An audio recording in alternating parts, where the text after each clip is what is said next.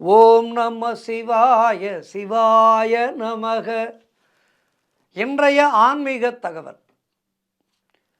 சிவநாமத்தை சொல்லும் போதே நீங்கள் புரிந்து கொண்டிருப்பீர்கள். இன்றைய நாளிலே நாம் பார்க்க இருப்பது ஒரு அற்புதமான சிவன் கோவிலை பற்றிய தகவல்களை பார்க்க இருக்கின்றோம். பொதுவாகவே இந்த காவிரி தென்கரை தலங்கள் என்ற பகுதியிலே நாம் அடிக்கடி சிவனுடைய கோவில்களை பற்றி இந்த ஆன்மீக தகவலிலே பார்த்து கொண்டிருக்கின்றோம். இன்றைய நாளிலேயும் இந்த தேவார பாடல் பெற்ற திருத்தலங்களிலே ஒரு தலமான திருக்கருக்குடி என்ற அற்புதமான ஒரு ஆலயத்தை பற்றி பார்க்க இருக்கின்றோம். இதனை மருதானந்தநல்லூர் என்று அழைப்பார்கள், பழங்கால பெயர். இந்த திருக்கருக்குடி என்ற ஆலயமானது தற்போது மருதானந்தநல்லூர் என்று அழைக்கப்படுகின்றது. மருதாந்த நல்லூர் என்று வழங்கப்படுகின்றது. மருதாந்த நல்லூர்.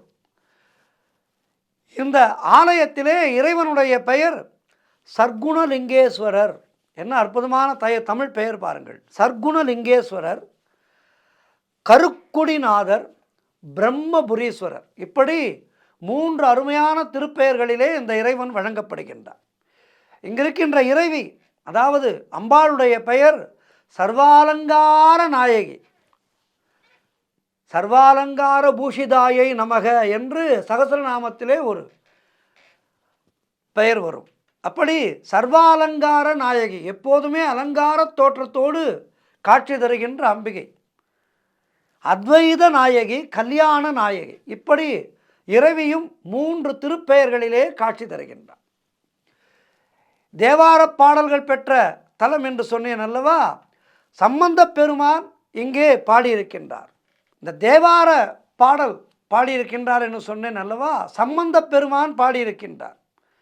நனவிலும் கனவிலும் என்ற அற்புதமான ஒரு பாடலை இந்த ஆலயத்து சிவபெருமானை நோக்கி பாடியிருக்கின்றார். இந்த ஆலயமானது கும்பகோணத்துக்கும் நீடாமங்கலம் சாலையிலே சாக்கோட்டைக்கு அருகிலே தென்கிழக்கிலே 1.5 கிலோமீட்டர் தூரத்திலே இருக்கின்றது. கும்பகோணத்திலே இருந்தும் இந்த ஊருக்கு செல்வதற்கு நிறைய வாகன வசதிகள் எல்லாம் இருக்கின்றது. சர்க்குணலிங்கேஸ்வரர் திருக்கோவில் ஒரு அற்புதமான ஒரு திருக்கோவில்.